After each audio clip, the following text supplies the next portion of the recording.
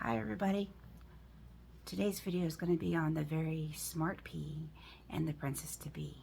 This is written and illustrated by Minnie Gray.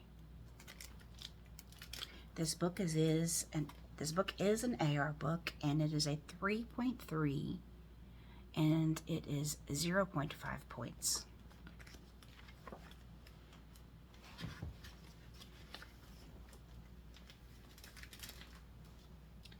Many years ago, I was born in the palace garden among rows of carrots and beets and cabbage.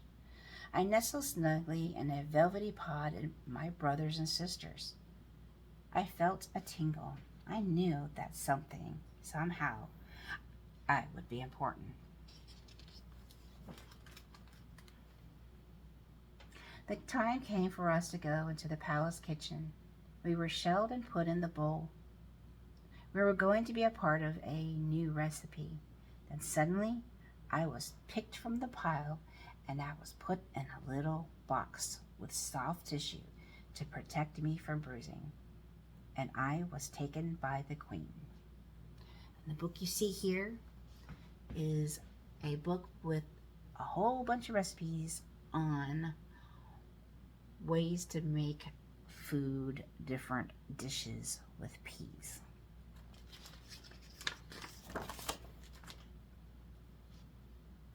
At this point in my story, I'm going to have to give you some background information. Let's start with the queen. A year earlier, before I even started to grow on my pea plant, the queen had been nagging her son. "You are nearly 34 years old, Prince," she said. "It really is high time you marry. The public expects it. Your kingdom demands it, and if you are not married within 1 year, I shall stop your allowance."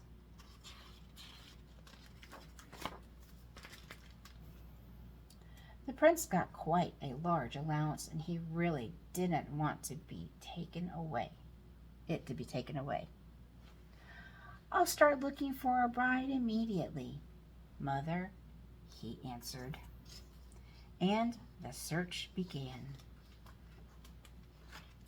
Notice the girl, who is actually the gardener, in the window that's outside. The prince traveled the known world. He met princesses of all shapes and sizes with a wide range of hobbies and interests. But none of them seemed to like a real princess. Somehow, they were not right for him. Well, let's look at these princesses and their problems that he didn't care for. Well, this princess he thought was too loud. He thought this princess was too quiet. This one was just too funny, too grumpy, too sleepy, too energetic, too scruffy, too tidy, too pink, too scary. And this one had strange pets.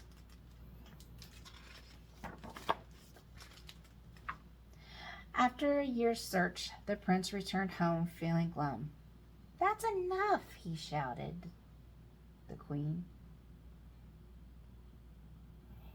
Sorry, let me reread that. After a year's search, the prince returned home feeling glum. "That's enough," shouted the queen. She stormed off to the palace kitchen. She came back with me. Now, who is me? You think it is the prince? The gardener? Look closely at that page. What is she holding? She's holding the pea. Now remember, the pea is the one that is telling this story. A real princess will be able to feel this little pea as she sleeps, even if she is sleeping on top of 20 mattresses and feather beds. And you are going to marry the first girl who can feel this pea. Months passed. I spent most nights in the darkness under a pile of 20 mattresses and feather beds and a princess.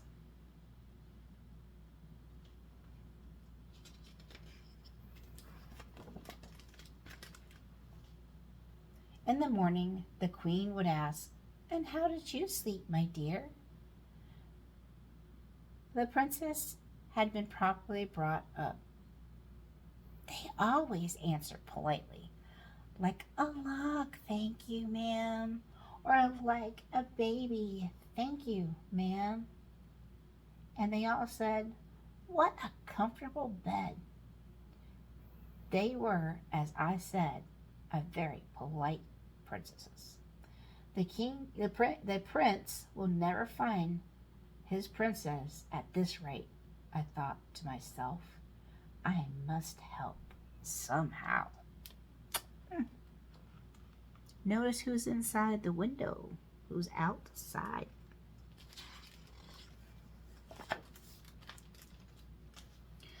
One night a furious storm raged. Rain lashed the palace. Thunderclaps shook the walls. Lightning flashed through the window panes. There was a little knock on the palace door. A small wet person stood on the doormat. Could this be the real princess? Gasped the queen. Before she could say a word, the small wet person was put to bed on top of 20 mattresses and feathered beds, with me, of course, underneath. In the darkness under the mattresses, I recognized the soft snoring. It was my gardener. I must help, I thought. I tried jiggling and wriggling. The snoring continued quietly. I must do something, I thought. I inched my way to the edge, and then I started to climb. Slowly, I struggled to the top of the towering pile. I softly rolled across the pillow right to the girl's ear. There is something large and round and very uncomfortable in the bed under you, I whispered. And while she slept, I told her about the large, round, uncomfortable thing for 3 hours.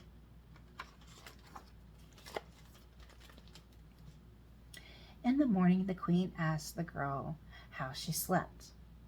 "Oh, it was awful," she sighed. "Something large and round and uncomfortable was bothering me all night."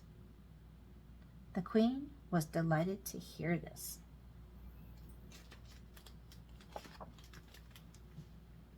The wedding was lovely. The queen was interested to meet the new princess's parents, and I'm sure they will all live happily ever after. So if you look here, you have the prince and the new princess, who was the gardener, the queen, and the gardener's parents. And what do you notice that's familiar? That's the saying about the princess who was the gardener. They also are dressed as gardeners. And as for me, I became a very important artifact. And now I have my own glass case. I am on display, and if you visit the right museum and look in the right place, you may chance to see me. The end. Okay. Again, this is an AR book. You should be reading this at least 3 times. Have somebody ask you questions before you take the test. All right. Thank you, guys. Have a wonderful evening. Bye-bye now.